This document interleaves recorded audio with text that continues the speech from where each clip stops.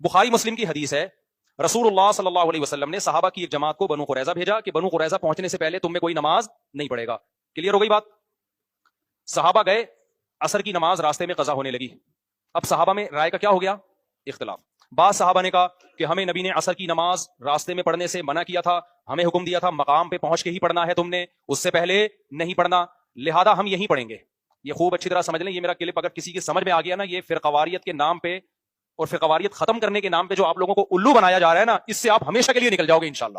اس بات کو ہلکا نہ سمجھیں جو میں بھی آپ کے سامنے یہ پوری تقریر کر رہا ہوں. میں جو آج کل لوگ آپ کو ائمہ مجتہدین سے بدگمان کر رہے ہیں نا، اس کا میں آپ کو حل بتا رہا ہوں.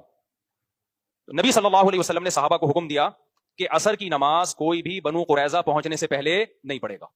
صحابہ گئے ہیں، راستے میں نماز قضا ہونے لگی. اب صحابہ کی رائے میں کیا ہو گیا؟ اختلاف. جب اختلاف ہو گیا تو بعض صحابہ نے قرآن کو اصل بنایا کہ قرآن کہتا ہے حافظوا علی الصلوات والصلاۃ الوسطی، کہ نمازوں کی حفاظت کرو، خصوصاً درمیانی نماز کی، یعنی عصر کی نماز کی. تو قرآن تو کہہ رہا ہے کہ عصر کی نماز قضا کرنے کا آپ کے پاس آپشن نہیں ہے. بھائی اب سوال پیدا ہوتا ہے لیکن قرآن یہ بھی تو کہہ رہا ہے کہ نبی کی اطاعت کرو، اور نبی نے راستے میں نماز پڑھنے سے منع کیا. تو انہوں نے قرآن کو اصل بنایا اور نبی کی بات کی تعویل کی. تعویل کیا کی؟ بھائی پیغمبر صلی اللہ علیہ وسلم کے علم میں یہ بات تھوڑی تھی کہ راستے میں عصر قضا ہو جائے گی. آپ نے تو اس لیے کہہ دیا کہ راستے میں خطرہ ہوتا ہے، ڈاکوؤں کا، لڑائی کا خطرہ ہوتا ہے. جیسے ہم جب کسی کو بھیجتے ہیں کہتے ہیں بھائی مقام پہ اطمینان سے نماز پڑھنا، پہنچ کے راستے میں نہیں پڑھ لینا، کہیں مسائل ہو سکتے ہیں راستے میں. تو ایسے ہی نبی نے اس حیثیت سے فرمایا تھا. نبی کو اگر علم ہوتا کہ قضا ہو جائے گی نماز تو آپ کیوں منع کرتے نماز پڑھنے سے؟ تو نبی کے علم میں یہ بات تھوڑی تھی. تو ان صحابہ نے قرآن کو ترجیح دی اور حدیث میں کیا کی؟ انہوں نے تعویل کی. دوسرا گروپ صحابہ کا یہ تھا، انہوں نے کہا کہ بھائی پیغمبر نے اپنی بات کی کوئی ایسی ایکسپلینیشن ہمیں نہیں دی تھی، کنڈیشن نہیں تھی کہ اگر راستے میں قضا ہونے لگے تو پھر تو راستے میں ہی پڑھ لینا، اگر قضا نہ ہونے لگے تو وہاں جا کے پڑھنا. نبی کا حکم مطلق ہے، عام ہے، اس میں کوئی اس طرح کی قیدیں نہیں لگی ہوئی ہیں. تو نبی نے یہ حکم دیا ہے کہ وہاں پہنچ کے ہی پڑھنا. اور قرآن جو یہ کہتا ہے کہ عصر کی نماز کی حفاظت کرو، وہی قرآن کہتا ہے جو رسول کی اطاعت کرے گا وہ کس کی اطاعت کرے گا؟ اللہ کی. لہذا ہم نماز قضا کریں گے. اب بعض صحابہ کا یہ مذہب تھا کہ عصر پڑھنی چاہیے اور بعض کا یہ مذہب تھا کہ عصر نہیں پڑھنی چاہیے. تو اسلام میں دو مذہب بن گئے کہ نہیں بن گئے؟